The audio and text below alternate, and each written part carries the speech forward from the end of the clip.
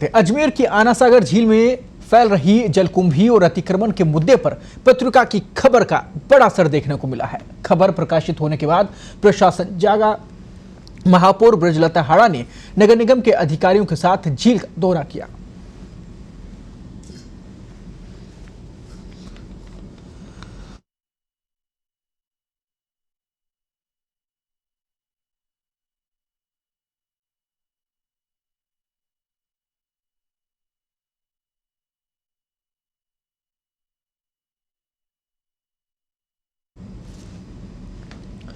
पत्रिका की खबर का असर आप देखिए किस प्रकार से हुआ। महापौर वहां पर पहुंची, पूरी झील का जायजा लिया। महापौर ब्रजलता हाड़ा ने शहरवासियों से भी अपील की कि जलकुंभी को हटाने के वे उपाय बताएं।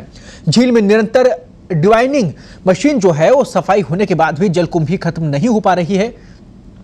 हालांकि इसे जल्द साफ करने के लिए अधिकारियों को निर्देशित भी किया गया है। गौरतलब है कि झील संरक्षण को लेकर सामाजिक न्याय और अधिकारिता विभाग के सचिव डॉक्टर समित शर्मा ने भी झील की उपेक्षा को लेकर खासी नाराजगी जताई थी।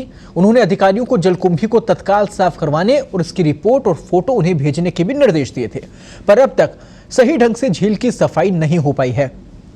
खबर का असर आप देखिए कि तमाम प्रशासन वहां पर उठकर गया और उसके बाद वहां पर ये जो पूरी सफाई व्यवस्था है इसमें पूरी ताकत झोंकी जा रही है। लेकिन बड़ी विडंबना अभी ये है कि मशीन लगने के बाद में भी शुरुआती जो प्रयास अभी प्रशासन की तरफ से किए गए हैं उनके बावजूद भी फिलहाल आना सागर झील से पूर्ण रूप से सफाई नहीं हो पाई है और जलकुंभी जो है वो अपनी पकड़ बनाए हुए है।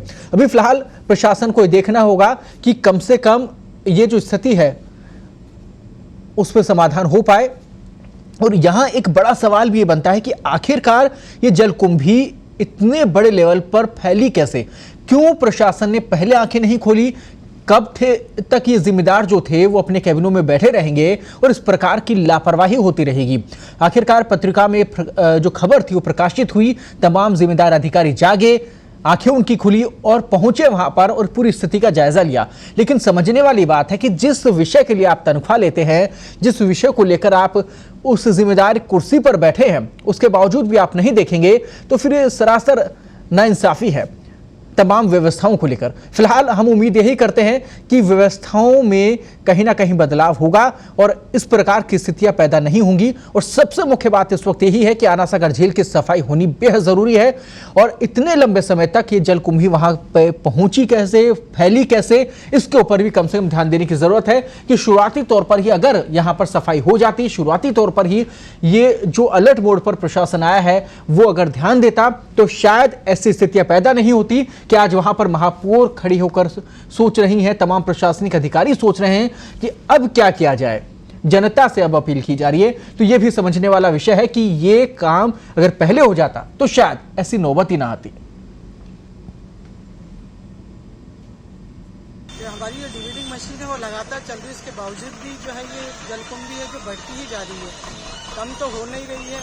तो इसी को देखने आई हूँ और ये देखते हैं कि किसी डिवाइडिंग मशीन के अलावा भी अगर किसी और तरीके से ये जलकुंभी साफ हो सकती है तो उस पर भी विचार कर रहे हैं हम। और सभी शहरवासियों से कहूँगी कि आपके पास कोई सुझाव है जलकुंभी को खत्म करने के लिए तो आप हमें सुझाव दें ताकि हम ये जलकुंभी के पूरे अपने आना सागर झील में फैलती जा रही तो वो खत्म हो। मैं सभी शहरवासियों से यही अपील करूँगी और हम जो अपने निगम स्तर पर है जो वो तो हम कर ही रहे हैं साफ इसको जलकुंभी को, आप भी हमें कोई सुझाव दें ताकि ये जल्दी से जल्दी खत्म हो और आना सागर झील की सुंदरता बनी रहेगी।